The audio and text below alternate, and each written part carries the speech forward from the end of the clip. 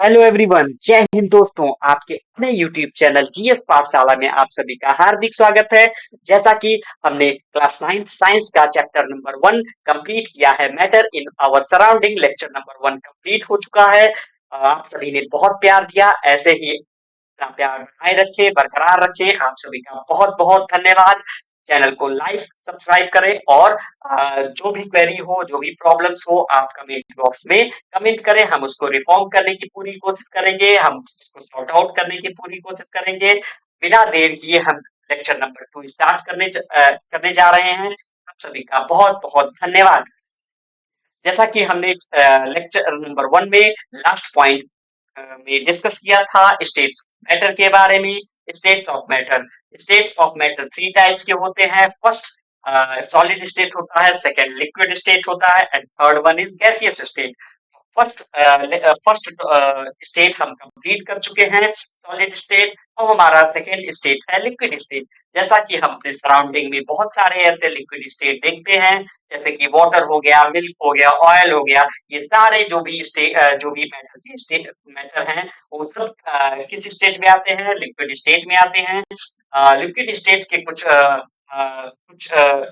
Rules rules कह सकते हैं या कुछ डेफिनेशन है, जिनके थ्रू हम ये डिफाइन कर सकते हैं कि ये मैटर का ये सबस्टेंस, ऐसा सबस्टेंस लिक्विड स्टेट के फॉर्म में होता है। We observe that liquid have no fixed state. जैसा कि हमने ऑब्जर्व किया है कि लिक्विड के पास कोई फिक्स्ड शेप नहीं होता, बट हैव फिक्स्ड वॉल्यूम। लेकिन इसके पास इसका फिक्स्ड वॉल्यूम होता है। लिक्विड सब्सटेंस को या लिक्विड स्टेट के किसी भी सब्सटेंस को हम किसी भी कंटेनर में अगर रखते हैं, तो वो उसी कंटेनर का शेप फॉर्म कर जाता है। इस वजह से इसका कोई फिक्स्ड शेप नहीं होता है। और इसके इसी नेचर को हम फ्लूइड भी बोलते हैं, क्योंकि लिक्विड कैन फ्लो इजली और ये अपने शेप को चेंज कर सकता है। जैसा कि हम डिफ्यूजन के बारे में डिस्कस पहले कर चुके हैं। डिफ्यूजन क्या है कि कोई भी दो मैटर अगर हम इंटरमिक्स करते हैं, तो उसी प्रोसेस को हम क्या बोलते हैं? डिफ्यूजन। तो जैसा कि हमने अब एक्टिविटीज में देखा है, solid and liquid can diffuse into liquid. Solid और लिक्विड ये दोनों क्या कर सकते हैं? डिफ्यूज कर सकते हैं लिक्विड में। Gases from the atmosphere diffuses and dissolve in water. जो भी गैसेस हैं एटमॉस्फेयर में, वो डिफ्यूज हो सकते हैं और वाटर में डिसॉल्व हो सकते हैं। बिल्कुल जैसा कि हमको पता है, हम थोड़ा बहुत नॉलेज है कि वाटर जो है वो हाइड्रोजन गैस और ऑक्सीजन गैस के कॉम्बिनेशन से ही फॉर्म होता है। तो इट मीन्स हम कह सकते हैं कि जो भी वाटर है उसमें ऑक्सीजन डिसॉल्व होता है। ऑक्सीजन डिसॉल्व होता है, जो कि हमारे जितने भी लिविंग क्रिएचर्स हैं उनको ब्रीदिंग में हेल्प करता है। जो भी एक्वेटिक एनिमल्स हैं, वो can breathe under water due to the presence of dissolve oxygen in water. जो भी वाटर में ऑक्सीजन डिसॉल्व है, उनसे वो ब्रीदिंग कर सकते हैं और अपने को सरवाइव कर सकते हैं, जो भी एक्वेटिक एनिमल्स हैं। आई होप कि आपको ये बातें समझ में आई होंगी। कहीं पर कोई डाउट लगे, आप कमेंट सेक्शन में तुरंत आप कमेंट कर सकते हैं। हम आपके प्रॉब्लम को सॉर्ट आउट करने की पूरी कोशिश करेंगे। जैसा कि हमने कंक्लूड किया है कि solid, liquid and gases can diffuse into liquid. जो भी सॉलिड है, गैस है और लिक्विड है, ये डिफ्यूज हो सकता है लिक्विड में। Rate of diffusion of a liquid is higher than that of a solid. जो रेट है लिक्विड का, वो हायर है सॉलिड से। ऐसा क्यों है? क्यों कि जो सॉलिड के पार्टिकल्स हैं वो काफी क्लोज होते हैं in comparison to liquid particles. तो जो जो भी सब्सटेंस है, अगर हम उसको कोई भी सब्सटेंस इंटरमिक्स करते हैं लिक्विड ही अगर टच के लिक्विड ले लेते हैं और उनको इंटरमिक्स करेंगे, तो वो तेजी से एक दूसरे में मिक्स हो जाएंगे इन कंपैरिजन टू सॉलिड। तो rate of diffusion of liquid higher है किससे? सॉलिड से। ऐसा क्यों? हमने बता ही दिया आपको कि पार्टिकल्स जो है वो फ्रीली मूव करते हैं और बहुत सारे ग्रेटर स्पेस होते हैं लिक्विड में as compare to solid state. तो हमारा ये लिक्विड स्टेट का जो टॉपिक है वो यहाँ पर कंप्लीट होता है। हमारा नेक्स्ट टॉपिक स्टार्ट होता है गैसियस स्टेट। गैसियस स्टेट जैसा कि सॉलिड हमने पढ़ लिया, लिक्विड पढ़ लिया, अब हम पढ़ते हैं गैसियस स्टेट के बारे में। तो गैस क्या होता है? जो भी ऐसे मैटर्स जिनके पार्टिकल्स काफी दूर-दूर हों in comparison to solid and liquid, काफी दूर-दूर हों और इनमें इनके पार्टिकल्स के बीच में बहुत ढेर सारा गैप हो इन कंपैरिजन टू आपके सॉलिड और लिक्विड में फोर्स ऑफ अट्रैक्शन जो इनके पार्टिकल्स में हो वो लीस्ट हो, काफी कम हो in comparison to solid and liquid. जैसा कि ऑब्जर्व किया है कि गैसेस आर हाईली कंप्रेसिबल। ऐसा क्यों है भाई कि गैसेस हाईली कंप्रेसिबल हैं? इस वजह से है गैसेस हाईली कंप्रेसिबल क्योंकि इनके पार्टिकल्स क्या हैं? काफी दूर-दूर हैं। इनके पार्टिकल दूर-दूर होने की वजह से इनको हम ज्यादा प्रेशर अप्लाई करेंगे इनको नजदीक लाने के लिए in comparison to solid and liquid state. Okay, तो यहाँ पर हम घरों में अपने घरों में देखते हैं कि एलपीजी गैसेस का यूज होता है इन आवर होम और जो कि या ऑक्सीजन सिलेंडर जो हॉस्पिटल में सप्लाई किया जाता है काफी कंप्रेस्ड गैसेस होती हैं। Compressed natural gas is used as a fuel these days. आजकल हम लोग कंप्रेस्ड सीएनजी गैसेस यूज करते हैं एज अ फ्यूल के तौर पे और व्हीकल में यूज करते हैं due to high compressibility large volume of the gases can be compressed. इनकी कंप्रेसिबिलिटी के बेसिस पे इनको एक छोटे-छोटे स्मॉल सिलेंडर में कंप्रेस कर दिया जाता है और इनको ट्रांसपोर्ट इजीली हम क्या कर सकते हैं ए one place to another place कर सकते हैं। जैसा कि जैसा कि हमको हम जानते हैं कि वो जो भी हमारे घरों में किचन में आपका फूड बन रहा है, कुक हो रहा है, तो बिना हम किचन में एंटर किए हम उस सब्सटेंस के बारे में या हम उस फूड के बारे में जान सकते हैं कि हमारे किचन में ऐसा कौन सा खाना बन रहा है। क्यों? क्योंकि जो भी हम खाना फूड बन रहे हैं उनके उनसे जो गैसेस रिलीज हो रही हैं तो गैसेस के पार्टिकल्स काफी तेजी से मूव करते हैं। हमने पहले ही बताया कि गैसेस के पार्टिकल्स काफी तेज मूव करते हुए हमारे पास पहुंचते हैं और हमारे नॉस्ट्रिल्स में उनका स्मेल जाता है जिसकी वजह से हम उसको महसूस कर सकते हैं, स्मेल कर सकते हैं कि हमारे घर में ये इस टाइप का फूड कुक्ड हो रहा है। Okay, the smell of the hot food reach in seconds. बिल्कुल बहुत कम सेकंड में हमारे पास वो पहुंच जाते हैं उनके smells. Compare this with the rate of diffusion of solid and liquid. तो इन कंपैरिजन टू सॉलिड और लिक्विड के कंपैरिजन में गैसेस का जो डिफ्यूजन है वो काफी तेजी से होता है due to high speed of particles. मैंने अभी अभी बताया कि बहुत तेजी से इनके पार्टिकल्स क्या करते हैं एक दूसरे से काफी दूर मूव करते हैं एंड लार्ज स्पेस इनके बीच में जो स्पेस होता है वो बहुत ज्यादा होता है। गैसेस तो the property of the diffusing very in other gases. जो भी है गैसेस है वो अपनी जो इनकी प्रॉपर्टी होती है डिफ्यूजिंग की बहुत तेजी से होती है। In the gaseous state, the particles move about randomly at high speed. जो भी गैसियस स्टेट है गैसियस स्टेट ऑफ मैटर है उनके पार्टिकल्स काफी तेजी से मूव करते हैं due to this random movement. इनके इसी रैंडम मूवमेंट की वजह से the particles hit each other एक दूसरे से टक्कर खाते हैं and also the walls of the container. और अगर कंटेनर कोई कंटेनर में हम पुट करते हैं या कंटेनर में रहते हैं तो कंटेनर के वॉल पर हिट करते हैं एंड प्रेशर एक्सर्ट करते हैं the gas because of this force exerted by the gas particles per unit area on the walls of the container. Okay, I hope आपको ये बातें समझ में आई होंगी। नेक्स्ट टॉपिक के साथ करते हैं। क्या can matter change it's state? क्या मैटर अपने स्टेट को चेंज कर सकता है? बिल्कुल चेंज कर सकता है। जैसा कि हम जानते हैं हमारा ऑब्जर्वेशन था ये वाटर थ्री स्टेट्स में सॉरी थ्री स्टेट्स में एग्जिस्ट करता है। जैसा कि सॉलिड के फॉर्म में अगर हम वाटर को रखें तो वो एज आइस के फॉर्म में रहेगा। लिक्विड की अगर बात करें तो जैसे हम जानते हैं वाटर के फॉर्म में रहेगा। गैस के बारे में अगर बात करें तो गैस में वाटर वेपर के फॉर्म में रहेगा। यहाँ पर अगर हम किसी भी स्टेट को चेंज करना चाह रहे हैं तो उसमें जो टेम्परेचर का इफेक्ट होता है उसके बारे में हम डिस्कस करेंगे कि टेम्परेचर का क्या रोल है।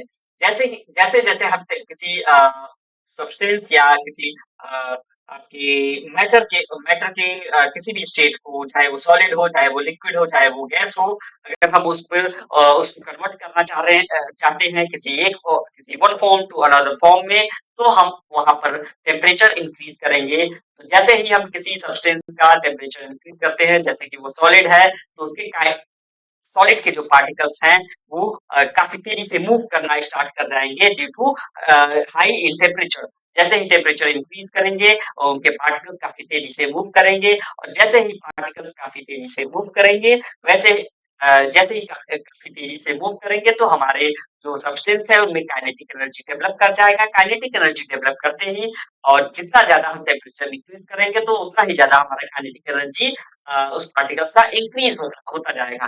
काइनेटिक एनर्जी के बारे में हम डिस्कस करते हैं कि काइनेटिक एनर्जी होता क्या है। काइनेटिक एनर्जी एक वन टाइप का एनर्जी है।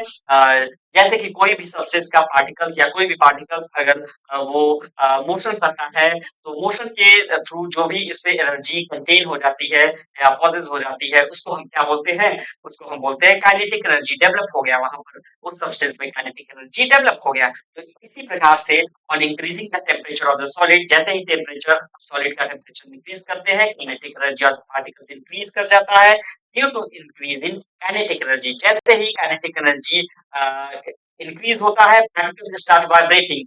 मैंने क्या बताया कि पार्टिकल्स काफी तेजी से मूव करेंगे, हाई स्पीड से, बहुत ग्रेटर स्पीड से वो मूव करना स्टार्ट कर जाएंगे।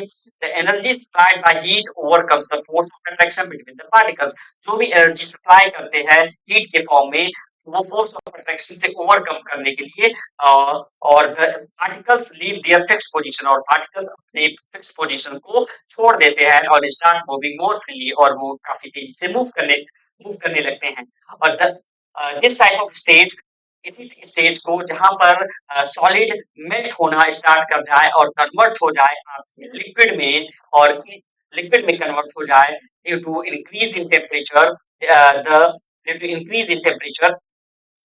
तो इसी मिनिमम टेम्परेचर जिसमें कि solid melts to become a liquid, solid किसमें कन्वर्ट हो जाए, लिक्विड में एट द एटमॉस्फेरिक प्रेशर। इसी पॉइंट को क्या बोलते हैं, हम मेल्टिंग पॉइंट बोलते हैं। ठीक है दोस्तों, जैसा कि एक ऐसा मिनिमम टेम्परेचर जहां पर सॉलिड अब बस कन्वर्ट होने वाला हो लिक्विड के फॉर्म में, लिक्विड स्टेट के फॉर्म में eight normal sorry at atmospheric pressure पे, किसी एट एटमॉस्फेरिक प्रेशर पे, तो इसी पॉइंट को हम क्या बोलते हैं, मेल्टिंग पॉइंट बोलते हैं।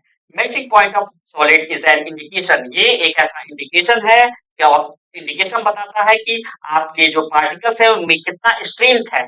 जितना ज्यादा मेल्टिंग पॉइंट इट मीन्स कि वो उस सब्सटेंस के पार्टिकल्स काफी स्ट्रांगली उनमें फोर्स अप्लाइड हुआ है या फोर्स ऑफ अट्रैक्शन है, जिसकी वजह से उनको ज्यादा हीट दिया जाए ताकि वो अपने पार्टिकल्स से दूर दूर हो जाए या ब्रेक हो जाए और रेंडमली मूव करे। Okay, melting point of ice के बारे में बात करते हैं कि हमारे जो आइस का मेल्टिंग पॉइंट है वो कितना होना चाहिए। तो जैसा कि टेम्परेचर को हम मेजरमेंट, हमारा जो एसआई यूनिट है टेम्परेचर का वो केल्विन होता है। ओके, और 0 degree Celsius equal to 273.15 kelvin के इक्वल होता है। तो मेल्टिंग पॉइंट ऑफ आइस के, अगर आइस के बारे में बात करेंगे तो 273.15 kelvin. The process of melting, that is change of a solid state into liquid state, इस प्रोसेस को जो solid state to liquid state में कन्वर्ट होता है इस प्रोसेस को हम फ्यूजन भी बोलते हैं। मेल्टिंग का दूसरा नाम है फ्यूजन। जैसा कि एक क्वेश्चन यहाँ पे पुट होता है कि व्हेन अ सॉलिड मेल्ट्स, जैसे ही सॉलिड हम मेल्ट करते हैं इसका टेम्परेचर रिमेन सेम। ऐसा क्यों होता है, where does the heat energy go, ऐसा जो भी हीट एनर्जी है वो कहां पर चला जाता है। तो जैसा कि हम ऑब्जर्व करते हैं during the experiment of melting, जो भी एक्सपेरिमेंट हम करते हैं मेल्टिंग का, temperature of the system does not change, जो भी सिस्टम का टेम्परेचर है वो चेंज नहीं होता है after the melting point is reached. अगर एक सर्टेन मेल्टिंग पॉइंट पे रीच होने पर और उसका जो सिस्टम का टेम्परेचर है वो चेंज नहीं होता है। ऐसा इस वजह से होता है because this happens when even though we continue to heat the beaker, हम कंटिन्यू बेकर को हीट करते रहते हैं, कंटिन्यू सप्लाई हीट करते हैं, और यही जो हीट है वो हीट यूज हो जाता है, क्या इसमें यूज हो जाता है, use to changing the state by overcoming the force of attraction between the particles. जो पार्टिकल्स के बीच में फोर्स ऑफ अट्रैक्शन लगे हैं, फोर्स ऑफ अट्रैक्शन है, उसको ब्रेक करने के लिए, उससे ओवरकम करने के लिए एनर्जी का यूज हो जाता है। इस वजह से हमारा टेम्परेचर इंक्रीज नहीं होता है, और यही हीट एनर्जी जो एब्जॉर्ब करता है, आइस जो एब्जॉर्ब करता है without showing any rise in temperature, बिना टेम्परेचर के राइज हुए। और इसी हीट को हम क्या बोलते हैं, लेटेंट हीट बोलते हैं। लेटेंट इट मींस कि हिडन, मतलब छुपा हुआ हीट, तो छुपी हुई उष्मा, हिंदी में बोलते हैं हीट को उष्मा, तो छुपी हुई उष्मा इसको बोला जाता है। It is considered, it gets hidden into the content of the beaker and it is known as latent heat. Latent heat of fusion के बारे में डिस्कस करेंगे, एक टॉपिक इसी में है, latent heat of fusion. What is latent heat of fusion, आपके examination में पूछ देता है कभी कभी कि लेटेंट हीट ऑफ फ्यूजन क्या होता है। तो वो अमाउंट ऑफ हीट एनर्जी, मतलब इतना अमाउंट ऑफ हीट एनर्जी हमको रिक्वायर्ड होगा, किसी भी रिक्वायर होगा कि 1 किलोग्राम ऑफ सॉलिड को हम कन्वर्ट कर सके किसमें, लिक्विड में, एट एटमॉस्फेरिक प्रेशर पे एंड इट्स मेल्टिंग पॉइंट, और इसी को हम क्या बोलते हैं, लेटेंट हीट ऑफ फ्यूजन बोलते हैं। ओके, आई होप कि आपको ये बातें समझ में आई होंगी। नेक्स्ट टॉपिक, नेक्स्ट पॉइंट पे है कि particles in water at 0 degree Celsius have more energy as compare to particles in ice at the same temperature. जो भी पार्टिकल्स है वाटर के 0 डिग्री सेल्सियस पे, उनमें जो मोर एनर्जी है होता है as compare to particles in ice at same temperature. Okay, the temperature, sorry, और नेक्स्ट एक पॉइंट होता है जहां पर आपका लिक्विड कन्वर्ट हो जाए किसमें, गैस के फॉर्म में। इस पॉइंट को बोलते हैं, या इस टेम्परेचर को बोलते हैं the temperature at which liquid starts boiling, जहां पे लिक्विड बॉयल करना स्टार्ट कर जाए, जहां पे वो बॉइलिंग करना स्टार्ट कर जाए एट एटमॉस्फेरिक प्रेशर। तो इसी इसी को हम क्या बोलते हैं, इसी को बोलते हैं बॉइलिंग पॉइंट। इसी पॉइंट को बोलेंगे बॉइलिंग पॉइंट, ऐसा मिनिमम टेम्परेचर जहां पर लिक्विड अब क्या करने लगे, वेपर के फॉर्म में या गैस के फॉर्म में कन्वर्ट होने लगे या बॉयल करने लगे एट एटमॉस्फेरिक प्रेशर, इसी को बोलते हैं boiling point. Okay, boiling is the bulk phenomena, और particles from the bulk of the liquid gain enough energy to change into the vapour state. अब काफी ज्यादा एनर्जी की रिक्वायरमेंट होती है कि बॉयल करने के बाद हम उसको वेपर के स्टेट के वेपर स्टेट में या वेपर के फॉर्म में कन्वर्ट करने में। ओके, और वाटर के लिए अगर टेम्परेचर बात करें तो 100 डिग्री सेल्सियस होता है। केल्विन में इसका केल्विन में टेम्परेचर को मेजर करें तो 373 केल्विन के इक्वल होता है। जैसा कि हम हमारा एक टॉपिक है, define the latent heat of vaporisation. यहाँ पे एक ये टॉपिक आता है कि हमारा लेटेंट हीट ऑफ वेपराइजेशन क्या होता है। जैसा कि इससे पहले हमने लेटेंट हीट ऑफ फ्यूजन पढ़ा है। लेटेंट हीट ऑफ फ्यूजन में हमने पढ़ा था कि अमाउंट ऑफ हीट, कितना अमाउंट ऑफ हीट एनर्जी चाहिए किसी भी सॉलिड सब्सटेंस को, 1 kg ऑफ सॉलिड सब्सटेंस को लिक्विड स्टेट में चेंज करने के लिए at atmospheric temperature, sorry at atmospheric pressure पे। पार्टिकल्स इन स्टीम, हमको पता है कि कोई भी सब्सटेंस 100 डिग्री सेल्सियस पे क्या होता है कि बॉयल करने लग, सॉरी, कोई भी सब्सटेंस नहीं, वाटर का जो होता है वो 100 डिग्री सेल्सियस पे बॉयल करने लगता है और वो कन्वर्ट होने लगता है धीरे धीरे स्टीम के फॉर्म में। और ऐसा क्यों होता है, क्योंकि इसके पार्टिकल्स जो स्टीम में है वो absorb extra energy in the form of latent heat of vaporisation. किस फॉर्म में, लेटेंट हीट ऑफ वेपराइजेशन के फॉर्म में। जैसा कि ये फिगर ये एक फ्लो चार्ट जैसा है कि सॉलिड स्टेट को अगर हम हीट करते हैं तो वो लिक्विड स्टेट में कन्वर्ट हो जाएगा। लिक्विड स्टेट को हम हीट करेंगे गैसियस स्टेट में कन्वर्ट हो जाएगा। और इसका वाइस वर्सा, इसका अगर अपोजिट डायरेक्शन में हम मूव कराएं तो गैस को अगर हमको लिक्विड में कन्वर्ट करना हो तो हमको कूल करना पड़ेगा। लिक्विड को अगर हम सॉलिड में कन्वर्ट करना चाहें तो हमको कूल करना पड़ेगा। तो इस पूरे होल प्रोसेस को हम सब यहाँ से समझ सकते हैं कि कैसे कैसे हम किसी एक स्टेट से किसी दूसरे स्टेट में कन्वर्ट कर सकते हैं। जैसा कि हमने सीखा कि सब्सटेंस अराउंड अस, हमारे अगल बगल जो भी सब्सटेंस हैं, change state from solid to liquid, उनको हम सॉलिड से लिक्विड के फॉर्म में कन्वर्ट कर सकते हैं, फ्रॉम लिक्विड टू गैस के फॉर्म में कन्वर्ट कर सकते हैं on the basis of heat. Heat के प्रेजेंस में हम इसको कन्वर्ट कर सकते हैं। ओके, और इसका जस्ट अपोजिट कर दें तो हमको कूल करना पड़ेगा। हम उसको गैस से लिक्विड के फॉर्म में कन्वर्ट कर सकते हैं, लिक्विड से सॉलिड के फॉर्म में कन्वर्ट कर सकते हैं। हमारा नेक्स्ट टॉपिक है effect of change of pressure. उससे पहले एक डेफिनेशन है, आपको इसको समझना चाहिए। जो भी स्टेट है सॉलिड का, उसको अगर अगर हम गैस में कन्वर्ट करते हैं बिना लिक्विड में चेंज किए, तो उस प्रोसेस को बोलते हैं क्या? Sublimation process. Direct solid into gas without changing into liquid state is known as sublimation. इसी को क्या बोलते हैं? सब्लिमेशन प्रोसेस होता है।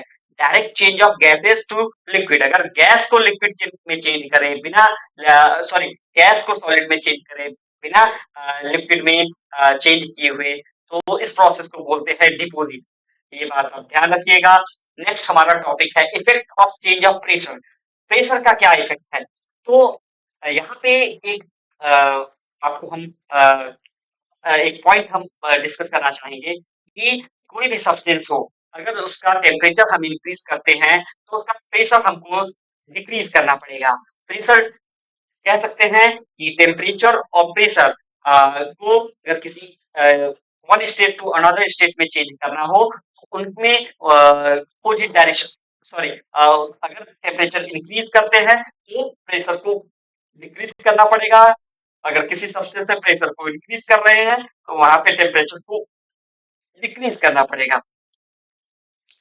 क्या इफेक्ट पड़ता है प्रेशर का? तो जैसा कि हमने पढ़ा है, difference in various states of a matter in to the difference in the distance between the constituent particles.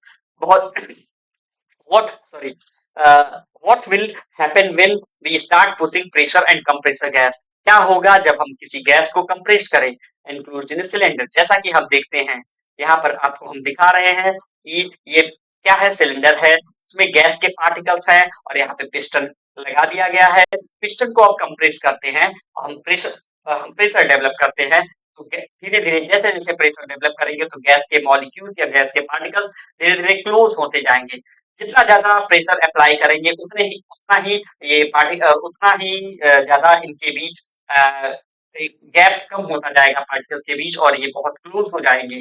Okay, तो हम कह सकते हैं कि applying pressure and reducing the temperature can liquefy gases. Gases को हम क्या कर सकते हैं? लिक्विड के फॉर्म में कन्वर्ट कर सकते हैं। जैसा कि हमने सॉलिड कार्बन डाइऑक्साइड के बारे में सुना होगा, इसको बहुत हाई प्रेशर में रखा जाता है। जैसा कि सॉलिड CO2 है, ये डायरेक्टली गैसियस स्टेट में कन्वर्ट हो जाता है, सॉलिड से गैस के स्टेट में डायरेक्टली कन्वर्ट हो जाता है। जैसा कि हम जानते हैं, pressure and the temperature to determine the state of a substance whether it will be solid हो सकता है, लिक्विड हो सकता है या गैस। अगर हम किसी सॉलिड स्टेट को या सॉलिड सब्सटेंस को लिक्विड में चेंज करना चाहते हैं, तो उस प्रोसेस को हम क्या बोलेंगे? फ्यूजन प्रोसेस बोलेंगे। क्या बोलेंगे भाई? हम उस प्रोसेस को बोलेंगे फ्यूजन। एंड लिक्विड को अगर हम गैस के फॉर्म में कन्वर्ट करते हैं, तो उस प्रोसेस को बोलते हैं वेपराइजेशन। क्या बोलेंगे भाई? हम इसको वेपराइजेशन बोलेंगे। गैस को अगर हमको लिक्विड सॉलिड के फॉर्म में कन्वर्ट करना हो, तो इस प्रोसेस को बोलते हैं डिपोजिशन। हमने क्या कर दिया? डिपोजिशन कर दिया। ऐसे ही अगर हम लिक्विड को सॉलिड में कन्वर्ट करना चाहें, लिक्विड को अगर सॉलिड में कन्वर्ट करते हैं तो सॉलिडिफिकेशन बोला जाता है इस प्रोसेस को। अगर लिक्विड को हम सॉरी, अगर गैस को लिक्विड के फॉर्म में कन्वर्ट करें तो उसको बोलते हैं कंडेंसेशन। अगर गैस को अगर सॉलिड को गैस के फॉर्म में कन्वर्ट करें तो उसको बोलते हैं सब्लिमेशन प्रोसेस। ये फ्लो चार्ट आप देख लीजिएगा, ये बहुत ही इंपॉर्टेंट फ्लो चार्ट है। यहाँ से आप डेफिनेशन बना सकते हैं कि फ्यूजन क्या होता है, सॉलिडिफिकेशन क्या होता है, वेपराइजेशन क्या होता है, कंडेंसेशन क्या होता है, सब्लिमेशन क्या होता है और डिपोजिशन क्या होता है। हमने डिस्कस कर दिया है कि आप इसके बारे में एक बार और इसको आप देख सकते हैं। यहाँ पर अभी तक इससे पहले हमने एक टॉपिक, एक पॉइंट हम बोलते रहे हैं कि एट एटमॉस्फेरिक प्रेशर। तो ये एटमॉस्फेरिक प्रेशर होता क्या है, इसके बारे में डिस्कस करते हैं। Atmospheric pressure, atmosphere is the unit of measurement pressure exerted by gas. Gas के थ्रू जो भी प्रेशर डेवलप किया जाता है या प्रेशर डेवलप एक्सर्ट होता है, उसे हम एटमॉस्फेरिक या एटीएम बोलते हैं। ये यूनिट होता है। The unit of pressure, pressure का यूनिट क्या है? पास्कल है। वन एटमॉस्फेरिक प्रेशर की जो वैल्यू होती है वो 1.01 इंटू 10⁵ पास्कल के इक्वल होता है। आप इसको याद कर लीजिएगा, ये इंपॉर्टेंट है। नेक्स्ट टॉपिक हमारा इवोपरेशन है। इवोपरेशन के बारे में अगर डिस्कस करें तो इसको हम नेक्स्ट लेक्चर में डिस्कस कर लेंगे। आज के लिए इतना ही काफी है। आप सभी अपना ख्याल रखिए और चैप्टर को रिवाइज करते रहिए। आप सभी बहुत बहुत धन्यवाद। ऐसे ही हमारे लेक्चर को आप सपोर्ट करते रहिए, आप लाइक और सब्सक्राइब करते रहिए। आप सभी का बहुत बहुत धन्यवाद। Thank you very much.